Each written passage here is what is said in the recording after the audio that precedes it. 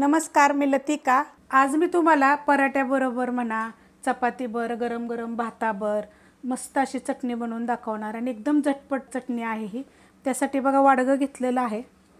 Medium आकाराचे 2 कांदे बघा एकदम बारीक कापून घेतलेले आहेत। चॉपरला जर बारीक केले तरी पण चालू शकते।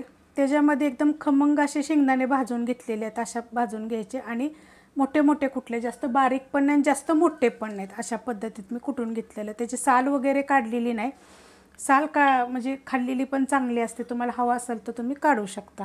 त्यात टाकायचे आपल्याला चवीप्रमाणे मीठ आणि ह्याला काय करायचं मग एक मिनिटभर असं मिक्स करून घ्यायचं। जर तुम्हाला असं मिक्स करायला जर वाटत नसेल का नाही तर काय करायचं, एकदा फक्त मिक्सरला फिरवायचं, जास्त फिरवायचं नाही, तर खलबत्ता असेल तर खलबत्त्यात जरी कुटलं तरी पण चालू शकते। मस्त असं बघा मी 1 मिनिटभर फक्त असं चांगलं मिक्स करून घेतलेलं आहे। कांद्यामुळे काय होतं, कांदा मीठ आपण जे टाकले ना त्याला पाणी सुटतं, असं ओलसर होतं बघा हे। नाहीतर काय करायचं माहिती आहे का, पाट्यावर जरी वाटलं तरी चालेल, आमच्या इतर पाट्यावरच करायचे बघा हे। पराठे वगैरे केले ना, थालपीठ वगैरे केलं, शक्यतो जास्त करून थालपीठ जेव्हा करेन का नाही त्यावेळेस असे करायची चटणी। कांदा एकदम पाट्यावरच वाटून घ्यायची, एकदम चविष्ट अशी ही चटणी व्हायची। ह्याच्यामध्ये बघा चिंच गुळाची चटणी आहे ही। ह्या चमच्याच्या मापाने मी 5 चमचे घेतले होते।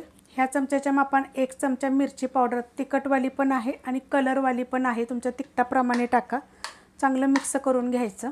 मस्त बघा असं मी मिक्स करून घेतलेलं आहे। चांगलं जेवढं मिक्स कराल का नाही, जेव्हा त्याच्यामध्ये सगळ्या गोष्टी एकामेकात मुरतील का नाही, तेव्हा खायला इतकी मस्त लागते ना। आता आपण ह्याच्यावर तडका करून घेऊया। त्यासाठी बघा तडक्या पॅनमध्ये मी 2 चमचे मी तेल गरम करून घेतलेलं आहे। त्यात टाकणारे 1 चमचा मोहरी बघा चांगली फुटली। 1 चमचा जिरं टाकायचं। त्यात टाकणार आहे मी थोडीशी हिंग पावडर। त्यात टाकायचं आपल्याला हळद आणि हा तडका ह्याच्यावर चांगला ओतून घ्यायचा। आवाज चांगला असं सर्व करून आला पाहिजे ह्याचा। आणि आपण आता हे चांगलं मिक्स करून घेऊया।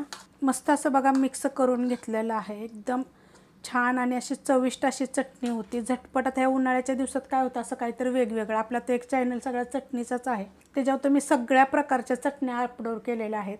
तर अशा पद्धतीने एकदम झटपट करून बघा। रेसिपी कशी वाटली जरा मला कमेंट करून सांगा। रेसिपी आवडली तर लाईक करा, सबस्क्राईब करा, कमेंट करा आणि शेअर बी करा।